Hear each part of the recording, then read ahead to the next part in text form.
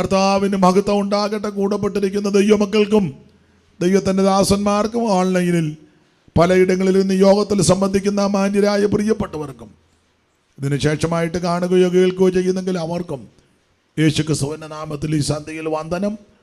കർത്താവ് കരുണ ചെയ്തതുകൊണ്ട് ഈ രാത്രി നമുക്ക് വീണ്ടും ഒന്നിച്ചു കൂടുവാൻ, ഇത്രയും പേർക്ക് ഒന്നിച്ച് സമ്മേളിപ്പാൻ, ഈ പ്രാർത്ഥനയിൽ സംബന്ധിപ്പാൻ ദൈവം നൽകിയ കൃപയ്ക്കായി ദൈവത്തിന് സ്തോത്രം.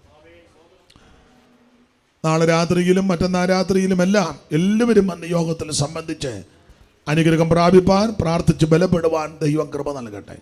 കർത്താവ് എല്ലാവരെയും സൂക്ഷിക്കുകയും അനുഗ്രഹിക്കുകയും ചെയ്യട്ടെ. ഈ ദിവസങ്ങളിൽ ചിന്തിച്ചു വരുന്ന വേദഭാഗം 2 വാക്യമാണ് വായിച്ചത്. നിങ്ങൾക്കെല്ലാതും ഇപ്പം മനപാഠമായെന്നറിയാം.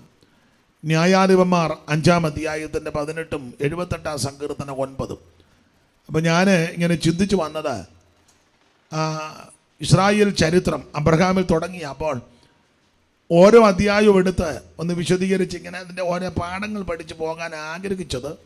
എനിക്കത് ഇഷ്ടമാണ്. എന്നാൽ ശനിയാഴ്ച നമുക്ക് ഗസ്റ്റുണ്ട്, നാളെയും ഗസ്റ്റുണ്ട്. അപ്പോൾ അത് എല്ലാ ഭാഗവും പറയുവാനായിട്ട് ചിലപ്പോൾ ഒത്തുന്ന് വരികയല്ല. അതുകൊണ്ട് ഇന്ന് കമ്പിവാചകം പോലെ പറഞ്ഞ എടുത്ത വാക്യത്തിലേക്ക് ഒന്ന് പ്രവേശിക്കണമെന്ന് ആഗ്രഹിക്കുന്നു. അബ്രഹാം എന്ന വ്യക്തിയിൽ നിന്നാണ് ഈ ജാതി, ഈ ജനത ആരംഭിക്കുന്നത്. മോനെ ആശാറെ, മോനെ ഇതൊന്ന് ഇച്ചിരി നീക്കാവോ? രണ്ട് പേര് വന്നിത്. ഷിനു കൂടി ഇങ്ങോട്ട് പോയി. ഷിനു തന്നെയാണെന്നൊന്നും വേണ്ട. സ്തോത്രം. ന്യായാധിപന്മാരുടെ പുസ്തകം 5-ാം അധ്യായത്തിൻ്റെ 18-ഉം 78-ാം സങ്കീർത്തനം 9-ാം വാക്യമാണ്. അപ്പോൾ അബ്രഹാം എന്ന വ്യക്തിയിൽ നിന്നാണ് ഈ വംശം ഉടലെടുക്കുന്നത്. എബ്രായ ജനം, യഹൂദ ജനം. അബ്രഹാമിനെ ദൈവം വിളിച്ചു വേർതിരിച്ചു. അബ്രഹാം ദൈവത്തിൻ്റെ വിളി കേട്ട് ഇറങ്ങി. വിളിയെപ്പറ്റി പരാമർശിക്കുന്ന ഭാഗമാണ് 11-ഉം 12-ഉം അധ്യായങ്ങൾ. അബ്രഹാമിൻ്റെ വീഴ്ചയെന്ന് ഞാൻ പറയുന്നില്ല, ബലഹീനത. കാരണം വിശ്വാസികളുടെ പിതാവല്ലേ. അപ്പം വീണെന്ന് പറയുന്നതൊരു പ്രയാസമായിട്ട് എനിക്ക് തോന്നുന്നു. ബലഹീനത. അബ്രഹാം മിസ്രൈമിലേക്ക് പോയി. ആ മിസ്രൈമിലെ ജീവിതം നമ്മൾ ചിന്തിച്ചല്ലോ, അഡ്ജസ്റ്റ് ചെയ്തുള്ള ജീവിതമാണ്. അതുകൊണ്ട് ഇഷ്ടം പോലെ കാശുണ്ടായി. കാശെന്ന് ഞാനങ്ങ് പറയാം, വെള്ളി, പൊന്ന്, സമ്പത്ത്. ആത്മീയത്തിലാന്നേലും ഭൗതിക വിഷയത്തിലാന്നേലും അഡ്ജസ്റ്റ് ചെയ്താൽ ഉദ്ദേശിക്കുന്നതിലും കൂടുതൽ സമ്പത്ത് വർദ്ധിപ്പിക്കാം. കൈക്കൂലി വാങ്ങണ്ട, ട്രോ തുറന്നിട്ടാൽ മതി, കണ്ണുകൊണ്ട് കാണിച്ചാൽ മതി. മേടിക്കുന്നതല്ലേ തെറ്റ്. വയറുള്ളവരാണ് ഒന്ന് നീങ്ങിയാൽ മതി, ട്രോ അടഞ്ഞോളും. മനസ്സിലായി കാണും. പക്ഷേ പ്രാർത്ഥിക്കുമ്പോൾ നിന്റെ കൈ വെടിപ്പായിരിക്കണം. സ്തോത്രം, സ്തോത്രം. എനിക്ക് കണ്ണമ്പള്ളി ഒരു ജോർജനെ അറിയാം. അദ്ദേഹം ബഹ്റിനിലെ രാജാവിൻ്റെ കൊട്ടാരത്തിലായിരുന്നു ജോലി. ന്യായമായിട്ട് പ്രമാണം തെറ്റിക്കുകയായിരുന്നെ പുള്ളിക്ക് കണ്ണമ്പള്ളിയിലെ ഏറ്റവും നമ്പർ 1 കോടീശ്വരനാകാം. നമ്മുടെ ബഹുമാനപ്പെട്ട അജി ആൻ്റണിയുടെ വീടിനടുത്താണ് അദ്ദേഹം താമസിക്കും. അദ്ദേഹത്തിൻ്റെ ഒരു മകളെയാണ് ഓമനിമാമയുടെ വീടിന് മുകളിൽ വിവാഹം ചെയ്യുന്നത്. നമ്മുടെ അവിടെ ഉണ്ണിച്ചായൻ്റെ ചേട്ടൻ ബേച്ചാൻ്റെ മരുമകൾ. അവരെ അറിയാം. ആ ജോർജൻ ബഹ്റിന് നല്ല ജോലിയായിരുന്നു. കൊട്ടാരത്തിലാണ്. ഉണ്ടാക്കാനായിരുന്ന ഇഷ്ടം പോലെ ഉണ്ടാകും. പക്ഷെ എന്നോട് പറഞ്ഞ് എൻ്റെ കൈ വെടിപ്പാന്ന്. സ്തോത്രം. ഞങ്ങളുടെ ഓതറയിലെ അലസച്ചാൻ്റെ, സൈച്ചാൻ്റെയൊക്കെ പിതാവ് ജോണച്ചാൻ, അദ്ദേഹത്തെ വിളിക്കുന്ന ദൈവം ജോണച്ചാൻ എന്നാണ്.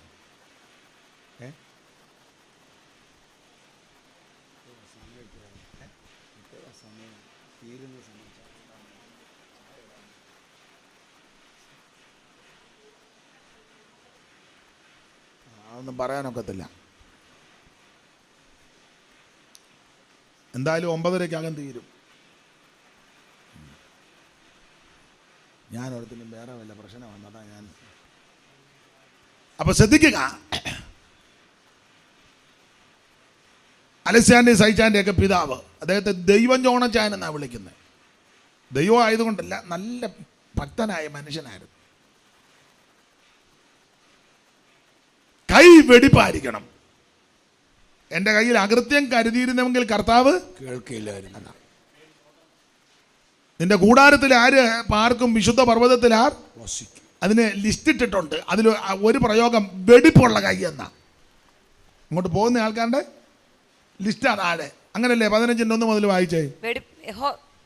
യഹോവയുടെ പർവ്വതത്തിൽ ആർ കയറും, അവന്റെ വിശുദ്ധ സ്ഥലത്ത് ആർ നിൽക്കും, വെടിപ്പുള്ള കൈ. ലിസ്റ്റാ. അങ്ങോട്ട് ആ പർവ്വതത്തിൽ ആര് ചെല്ലും, അവിടെ ആര് നിൽക്കുമെന്നുള്ളതിന് പോകുന്ന ആൾക്കാരുടെ അതിന്റെ ക്വാളിറ്റിയാ. വെടിപ്പുള്ള കൈയും പിന്നെ നിർമ്മല ഹൃദയവും ഉള്ളവൻ, വ്യാജത്തിന് മനസ്സ് വെക്കാതെയും കള്ളസത്യം ചെയ്യാതെയും ഇരിക്കുന്നവൻ, അവൻ യഹോവയോട് അനുഗ്രഹവും തന്റെ രക്ഷയുടെ ദൈവത്തോട് നീതിയും പ്രാപിക്കും. ദൈവത്തിന് മഹത്വം. താഴോട്ട് പിന്നെ ഉണ്ട്, വായിപ്പിക്കുന്നില്ല. അതിലൊരു പദം വെടിപ്പുള്ള കയ്യും. കയ്യ്. പ്രവചന പുസ്തകത്തിൽ ഒരു വാക്യമുണ്ട്, കൈക്കൂലി വാങ്ങാതെ കൈ കൊടഞ്ഞു കളയണം. അങ്ങനെ എഴുതിയേക്കുന്നത്. കൈക്കൂലി വാങ്ങാതെ കൈ കൊടഞ്ഞു കളയണമെന്നല്ല, കൈ വെടിപ്പായിരിക്കണം. ദൈവസന്നിധിയിൽ കൈ മലർത്തുമ്പോൾ ഇതിന് ആകൃത്യം കാണരുത്. അങ്ങനെയുള്ളവര് പൗലോസ് പറയുന്നത് പോലെ കോപവും വാഗ്വാദവും വിട്ടകന്ന് വിശുദ്ധ കരങ്ങൾ ഉയർത്തി പ്രാർത്ഥിക്കണം. ആ പ്രാർത്ഥന ദൈവം കേൾക്കും. ഇവനുള്ള കാലത്തോളം വിശുദ്ധ കൈകൾ ഉയർത്തി സിംഹാസനത്തിൽ കുഞ്ഞാടിനെ സ്തുതിക്കും ഞാൻ. ജീവനുള്ള കാലത്തോളം വിശുദ്ധ കൈകൾ ഉയർത്തി സിംഹാസനത്തിൽ വസിക്കും കുഞ്ഞാടിനെ സ്തുതിക്കും. കൃപയിൻ അത്യന്തധനം മൺപാത്രങ്ങളിൽ പകർന്നു നിത്യ ജീവന്റെ താഴ്ന്ന നിലത്തു പാകി. കരമുയർത്തി ദൈവത്തെ സ്തുതിച്ചാട്ടെ. നമ്മുടെ കൈ നല്ല വെടിപ്പായിരിക്കണം. സ്തോത്രം. ചുമ്മാ കൈ പൊക്കുകയും വീശുകയും ടാറ്റ കാണിക്കുകയും ചെയ്ത പിള്ളേരുടെ ഭാഷ പറഞ്ഞ ഓളം ഉണ്ടാക്കാം, മേപ്പോട്ട് പോവുകയല്ല. കൈ വെടിപ്പായിരിക്കണം. ഇപ്പം പാട്ടുകാരൊക്കെ ചിലടത്ത് പറയില്ല, ആ കരങ്ങൾ വീശി വീശി, ബ്ലേഡുകാരനായി വീശുന്നത്. ആ കരങ്ങൾ വീശി വീശാം. അതിന് വാന്തിയവനാ കൈ വീശുന്നത്. ദൈവം കേൾക്കുകയല്ല.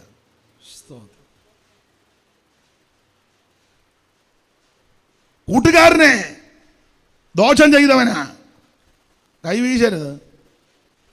പാട്ടുകാർ പിന്നെ ഒരു ഓളത്തിന് പറയും, ആ കരങ്ങളെല്ലാം ഉയർത്തി വീശി വീശി ഒരിക്കൽ കൂടെ നന്നായിട്ട്. അത് പിള്ളേരുടെ ഭാഷ പറഞ്ഞ ഓളം ഉണ്ടാക്കുക.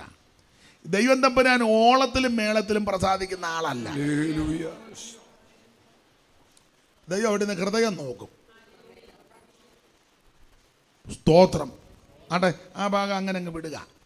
ദൈവത്തിന് മഹത്വം. അപ്പോൾ തെക്കേദേശത്ത് വന്ന്, തെക്കേദേശം എന്ന് പറഞ്ഞാൽ മറുവശമുണ്ട്, അത് പ്രശ്നമുള്ള സ്ഥലമാണ്. കന്നുകാലി, വെള്ളി, പൊന്ന് എന്നീ വകയിൽ അബ്രഹാം ബഹുസമ്പന്നനായിരുന്നു. ഈ ചില ആൾക്കാര് ധരിച്ചു വച്ചിരിക്കുന്നത് പെന്തിക്കോസിലും ഉണ്ട്. മനുഷ്യന്റെ എല്ലാം ഒരു ധാരണ, ഈ സമ്പത്ത് നല്ലതുപോലുള്ളത് സുഖകരമാണ് ചിലരുടെ ചിന്ത. ഇതുപോലെ അസ്വസ്ഥത.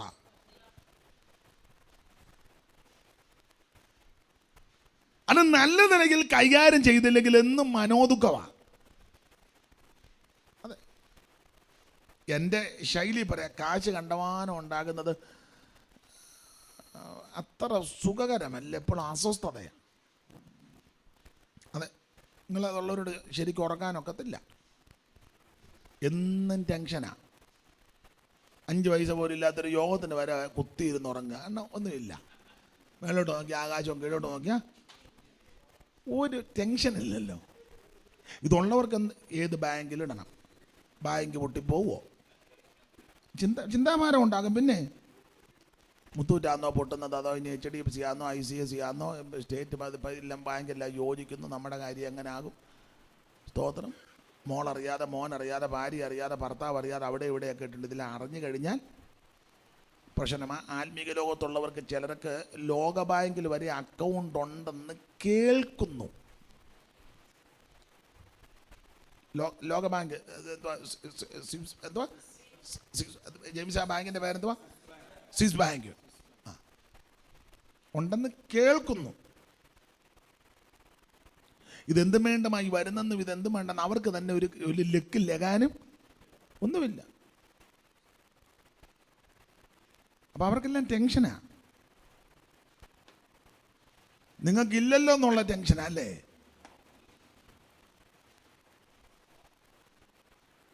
അകകളെ നോക്കിയിട്ട് മിൻ വിതയ്ക്കുന്നില്ല, കൊയ്ത് കള്ളപ്പൂരയൊന്നും നിറയ്ക്കുന്നില്ല. അകകളെ നോക്കിടുവിൻ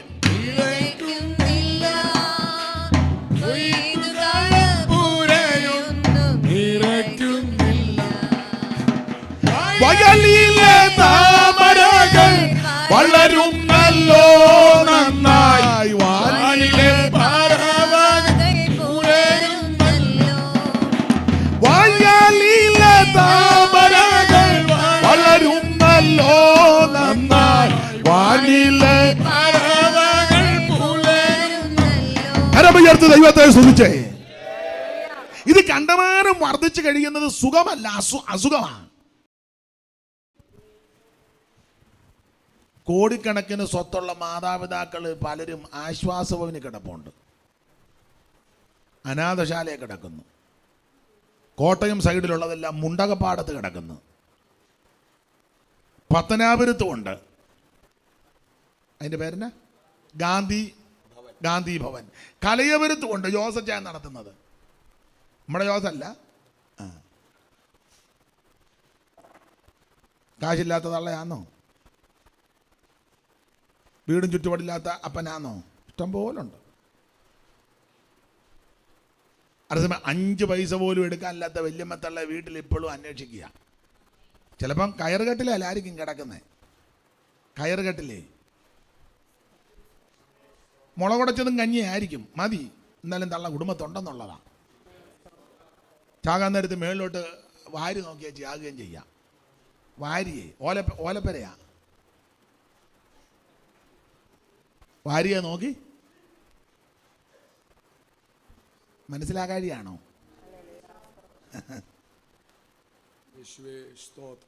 മരുമകൾ അനാവശ്യം പറഞ്ഞാൽ അടുത്തുണ്ടായിരുന്നു, യാകാൻ നേരത്തെങ്കിലും ഇച്ചിരി വെള്ളം അവൾ ഒടിച്ചു കൊടുക്കും.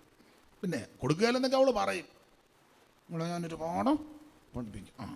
എന്നാലും ഒന്നുമില്ല, നാട്ടുകാർ നിൽക്കുമ്പോൾ അവൾ അവരെ കാണിക്കാനെങ്കിലും പിന്നെ കരച്ചിലില്ലേ, അവൾ ഞെക്കി പിടിഞ്ഞാന്നല്ലോ ഒരു കരച്ചിൽ.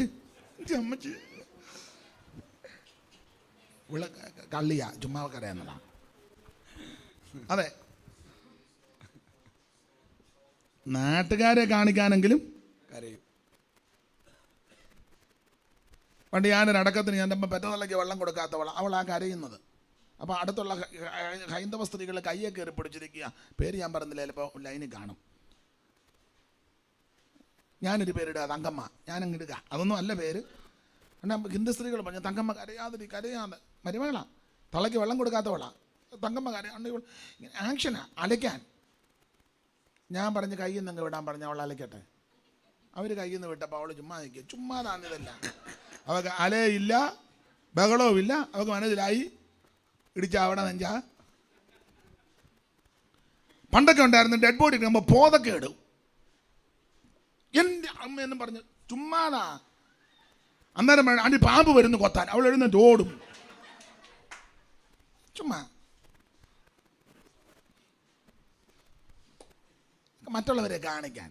ഞാൻ ഇന്നലെ അടക്കത്തിന് പോയും പറഞ്ഞു, അപ്പനും അമ്മയും ജീവിച്ചിരിക്കുമ്പോൾ ഒരു പൂ കൊണ്ട് കൊടുക്കണം. ഒരു റോസാപ്പൂ, ഇന്നലെ ഞാൻ പറഞ്ഞു റോസാപ്പൂ ഈ അപ്പനും അമ്മയും ജീവിച്ചിരിക്കുമ്പോഴത്തെ അമ്മ അത് മണക്കുകയും ചെയ്യും. നല്ല മണമല്ലേ, മണക്കുകയും ചെയ്യും. അത് വാടുന്നത് വരെ ഒന്നേ കയ്യിലും അടുത്തോ കാണും. അയ്യോ എൻ്റെ മോൻ തന്ന പൂവാ. ചത്ത് കഴിയുമ്പോൾ 30 പൂവുള്ള റീത്ത് തള്ളയുടെ നെഞ്ചത്ത് എന്തിനാണ്? ചുറ്റോടി 30 റോസാപ്പൂ, വൈറ്റ് റെഡ് അമ്മയുടെ നെഞ്ചത്ത്. എന്തിനാ ഇങ്ങനെ? ആ റീത്തിന് കൊടുക്കുന്ന കാശുണ്ടായിരുന്ന ആ തള്ളയ്ക്ക് ഒരു നേരം നീ ഭക്ഷണം മേടിച്ചു കൊടുക്കരുതായിരുന്നു. അയൽക്കൂട്ടംകാരുടെ റീത്ത്. ഈ അയൽക്കൂട്ടംകാരെല്ലാം കൂടെ തള്ള ജീവിച്ചിരുന്നപ്പോൾ ഒരു നേരം ചെന്നവരുടെയൊക്കെ സംസാരിക്കുകയും മര്യാദയ്ക്ക് ഇടപെടുകാരനെ തള്ളയാകുകയില്ലായിരുന്നു. അയൽക്കൂട്ടംകാരൻ്റെ പഞ്ചായത്ത് വക വേറൊരു റീത്ത്. ആ പഞ്ചായത്തിൽ നിന്ന് ആ തള്ളയ്ക്ക് ഒരു വീട് വെച്ച് കൊടുക്കുകയായിരുന്നല്ലോ. ഗ്രാമസഭയുടെ ഒരു ഉള്ള റീത്തെല്ലാം തള്ളയുടെ നെഞ്ചത്ത്. എന്തിനാ? അപ്പനും അമ്മയും ജീവിച്ചിരിക്കുമ്പോൾ ഒരു തോർത്ത് കൊണ്ട് കൊടുക്കണം. ഞാൻ ഇന്നലെ മരണ വീട്ടിൽ പറഞ്ഞു.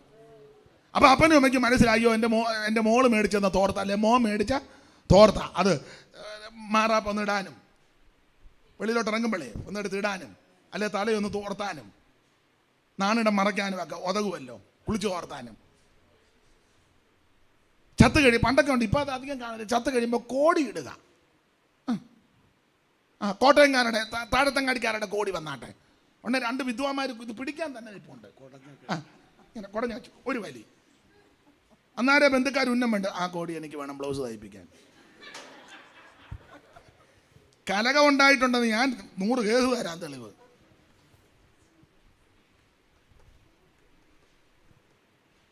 മനസ്സിലായോ? എടാ, ജീവിച്ചിരിക്കുമ്പോൾ കോടിയും വേണ്ട, ഒന്നും കൊടുക്കണ്ട, ഒരു തോർത്ത് കൊണ്ട് കൊടുത്താൽ മതി.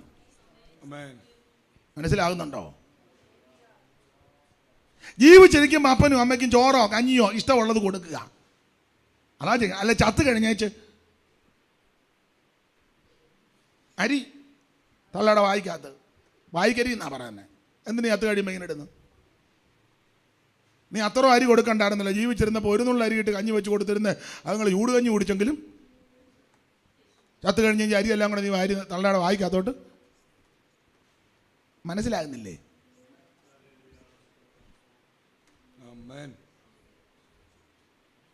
അപ്പനും അമ്മയും ജീവിച്ചിരിക്കുമ്പോൾ മക്കൾ എന്നൊരു ഉമ്മ കൊടുക്കണം. കവളത്തെ, പറ്റതള്ളയുടെ കവളത്തെ, ജനിപ്പിച്ച ജനകൻ അപ്പൻ്റെ കവളത്തെ. അവർക്കതെന്നും ഓർമ്മയിലിരിക്കും. തള്ള ചത്ത് കിടക്കുമ്പം വീഡിയോക്കാരും എല്ലാം 4 വശം നിൽക്കുക, പോട്ടെ ഉണ്ട് ഉമ്മ കൊടുക്കുക. ഉമ്മ കൊടുക്കുമ്പോൾ വീഡിയോക്ക് ഇട്ട് നോക്കിയിട്ടാ. എന്തിനാ ചുമ്മാ? എന്തിനാ? നീ ആ തള്ള ജീവിച്ചിരുന്നപ്പം, പെറ്റതള്ള ജീവിച്ചിരുന്നപ്പോൾ അടുത്തിരുന്ന് അമ്മേ, അഥവാ ഞാൻ എന്തെങ്കിലും പറഞ്ഞെങ്കിൽ അമ്മ എന്നോടങ്ങ് ക്ഷമിക്കണം, ഞാൻ അന്നേരത്തെ ഇതിനങ്ങ് പറഞ്ഞതാണ്. ഒരു ഉമ്മയും കൂടെ കൊടുത്തേക്കണം. അമ്മയ്ക്കല്ലേ, അല്ലേ അപ്പനല്ലേ? അച്ഛാ ഞാൻ അന്നേരം അങ്ങ് പറഞ്ഞു പോയി, എന്നോട് ക്ഷമിക്കണം. ജനിപ്പിച്ച അപ്പനല്ലേ, കഷ്ടപ്പെട്ട് വളർത്തിയതല്ലേ. മരിച്ചു കഴിഞ്ഞേച്ച് മാറി ഉമ്മ പപ്പ, നിന്റെ പേരാ ഉമ്മച്ചൻ.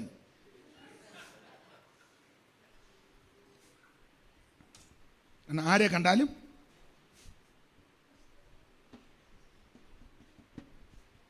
കണ്ടമാനം ഉമ്മ കൊടുക്കുന്നുണ്ട്, ഇതിൻ്റെ പേര് ഉമ്മച്ചൻ.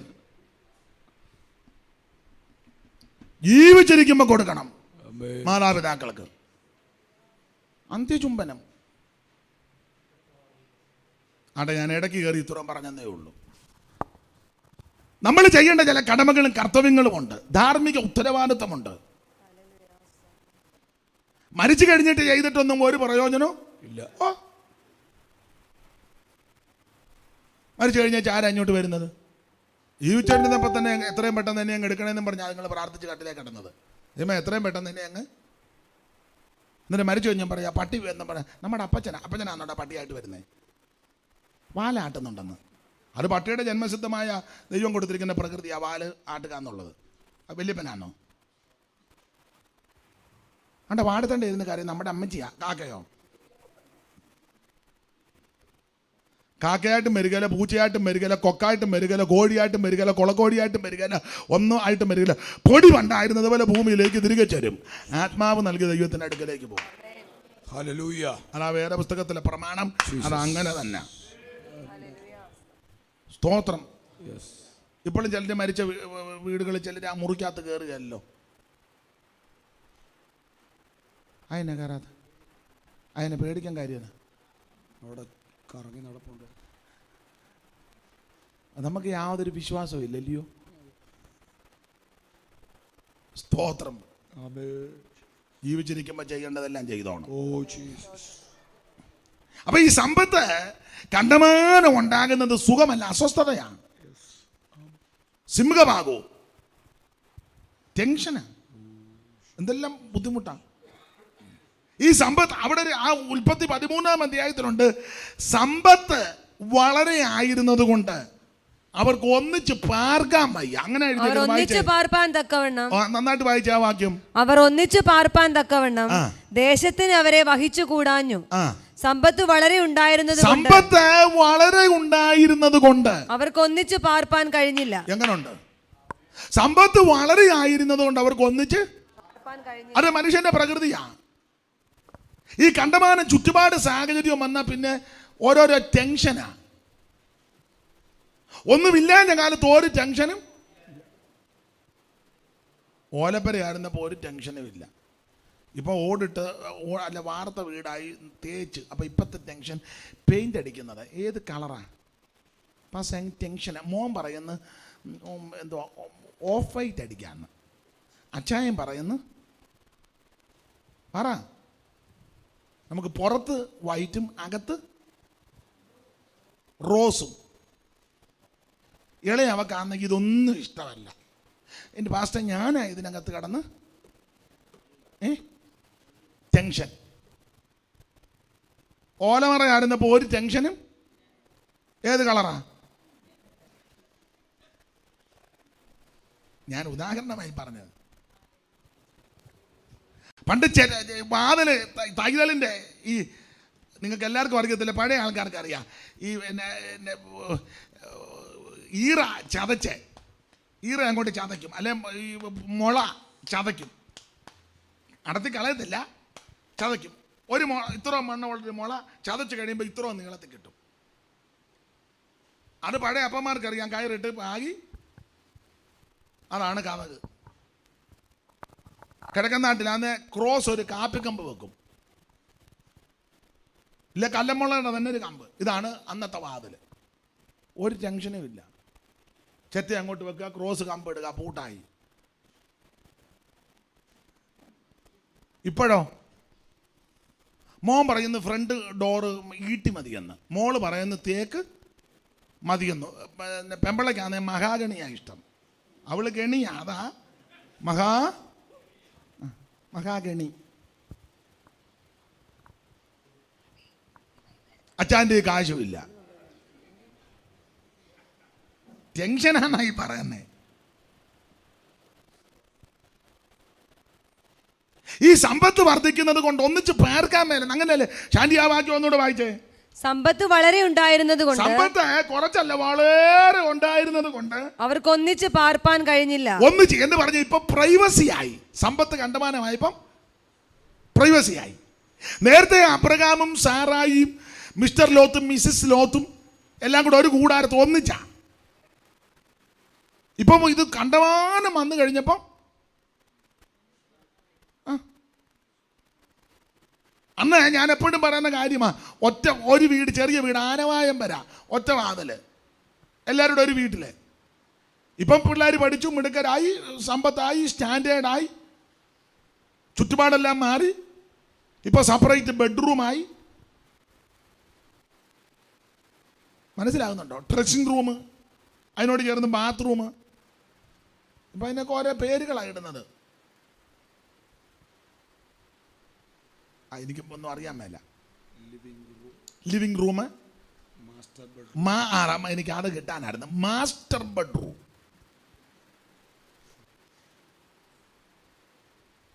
ഇപ്പോൾ ഉള്ള വീട് തന്നെ സൗകര്യം പോരെന്നാ പറയുന്നത്. ഓ അമ്മ ഇവിടെ ഒരു സൗകര്യം എവിടെ?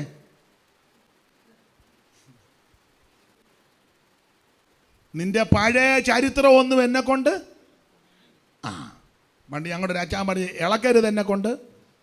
നിനക്കൊരു കൂറയില്ലാതെ തെണ്ടി നടന്നതാ. നിനക്ക് നല്ലൊരു ഉടുതുണി പോലും ഇല്ലായിരുന്നു. നീ ഒരു നല്ല തുണി കൊടുക്കാൻ തുടങ്ങി നീ പെന്തിക്കോസ് വന്നേ. പിന്നെ എല്ലാവരുടെയും കാര്യമല്ല, എങ്കിലും സിംഹവാക ആൾക്കാരുടെയും. നീ വയറ് നിറച്ച് വൃത്തിയായിട്ട് ഭക്ഷണം കഴിക്കാൻ വന്നത് ഈ മാർഗത്തിൽ വന്നേ. പിന്നെ എനിക്കിപ്പോൾ 4 മടക്കുന്ന കൊട അതും ബോധിക്കുന്നില്ല. നീ ചേമ്പല വെച്ചോണ്ട് പോയതാ പള്ളിക്കുടുത്തി, മുടുത്ത ചേമ്പല അല്ലേ, മറന്നോ? ചേമ്പല പിടിച്ചോണ്ട് പോയതൊന്നും ഓർക്കുന്നില്ല. ഇപ്പൊ 4 മടക്കുന്ന കൊട അങ്ങോട്ട് ബോധിക്കുന്നില്ല. ഓ ഇതേ അഹങ്കാരം. മനസ്സിലാകുന്നില്ലേ? മനസ്സിലാകുന്നില്ല? ഇതെന്തുവാ? അത് നെന്മീന. ഓ അതോ അത് മോദയാ, ടേസ്റ്റ് ഇല്ല. നീ ഉണക്കക്കുറിച്ച് ചുട്ട് തിന്ന് നിന്റെ അണ്ണാക്കി മുള്ളുടക്കി പച്ചച്ചോറ് ഉരുട്ടി നീ വിഴുങ്ങിയ നിന്റെ പഴയ കാര്യം ഒന്നും നീ എഴുന്നേക്ക.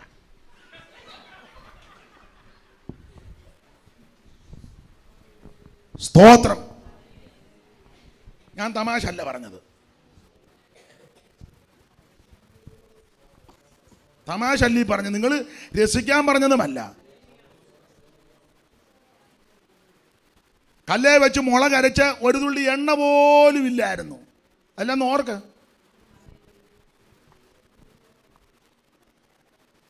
സ്തോത്രം. ഇപ്പൊ ഈ സാഹചര്യം എല്ലാം കൂടെ വന്നപ്പോ അങ്ങോട്ട് ഭയങ്കര ടെൻഷൻ. എന്തോ ടെൻഷൻ? ഇപ്പൊ 2 ബെഡ്റൂമും അറ്റാച്ച്ഡും കിച്ചണ് വർക്ക് ഏരിയ ഇതെല്ലാം കൂടെ വന്നിപ്പോ പിന്നെ അങ്ങ് ടെൻഷനാ. എന്തോ ടെൻഷനാ നിനക്ക് മോനെ? മറ്റേ മൈക്ക് ഞാൻ